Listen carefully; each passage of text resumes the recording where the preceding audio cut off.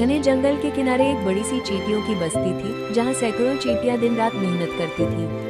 हर कोई अपने काम में व्यस्त रहता, कोई दाना ढूंढ रहा था तो कोई उसे सुरक्षित जमा कर रहा था। उसी बस्ती में एक छोटी सी चींटी रहती थी, अनु। अनु बाकी चींटियों से थोड़ी अलग थी। उसकी आंखों में हमेशा जिज्ञासा चमकती रहती थी। जहाँ बाकी चींटियां एक ही रास्ते पर चलती थी, वहीं अनु के मन में हमेशा कुछ नया करने का ख्याल आता रहता था।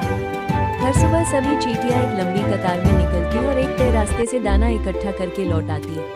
अनु भी उनके साथ चलती, लेकिन उसका मन अक्सर सोचता, क्या इस रास्ते के अलावा भी कुछ नया हो सकता है। एक दिन उसने हिम्मत जुटाई और चुपचाप कतार से अलग होकर एक नए रास्ते पर चल पड़ी। सामने का रास्ता आसान नहीं था, कहीं बड़े बड़े पत्थर थे तो कहीं इतनी ऊंची घास की रास्ता ही दिखाई नहीं देता था। लेकिन अनु ने हार नहीं मानी, वो धीरे धीरे आगे बढ़ती रही। कुछ देर बाद वो एक खुले खेत में पहुंची। तभी उसकी नजर एक बड़े रोटी के टुकड़े पर पड़ी। वो खुशी से उछल पड़ी, इतना बड़ा खाना। उसके मन में तुरंत ख्याल आया, अगर मैं इसे बस्ती में ले जाऊं तो सबका पेट भर जाएगा। अनु ने पूरी ताकत लगाकर उस रोटी के टुकड़े को खींचने की कोशिश की। उसने बार बार प्रयास किया, लेकिन टुकड़ा बहुत भारी था। आखिरकार वो थक कर बैठ गई। उसके चेहरे पर निराशा थी। उसे समझ आ गया कि वो अकेले ये काम नहीं कर सकती। तभी वहाँ एक बूढ़ी चींटी आई। उसने प्यार से पूछा, क्या हुआ?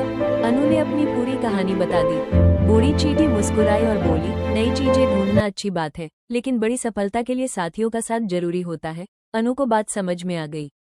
वो तुरंत बस्ती की ओर दौड़ी और सबको बुलाकर लाई। जब बाकी चींटियां वहां पहुंची और रोटी का बड़ा टुकड़ा देखा तो वे भी खुश हो गईं। सभी चींटियां मिलकर काम में लग गईं। दर्जनों चींटियां एक साथ रोटी को उठाने लगीं। जो काम अनु अकेले नहीं कर पाई थी, वो अब आसानी से होने लगा। रास्ते में कई मुश्किलें आई, पत्थर, ऊबड़-खाबड़ जमीन, लेकिन किसी ने हार नहीं मानी। सभी ने मिलकर हर समस्या का हल निकाला और धीरे धीरे रोटी को बस्ती तक ले आए। बस्ती पहुंचते ही खुशी का माहौल छा गया। सभी चींटियां खुश थीं। रानी चींटी ने अनु की तारीफ करते हुए कहा, तुम्हारी जिज्ञासा और हिम्मत ने हम सबका भला किया है। अनु मुस्कुरा उठी। अब वो समझ चुकी थी कि नई राह पर चलना जरूरी है, लेकिन साथ मिलकर काम करना उससे भी ज्यादा जरूरी है। उस दिन के बाद से अनु अकेले नहीं जाती थी। वो अपने दोस्तों के साथ मिलकर नई नई जगहों की खोज करती और बस्ती को हमेशा समृद्ध बनाती।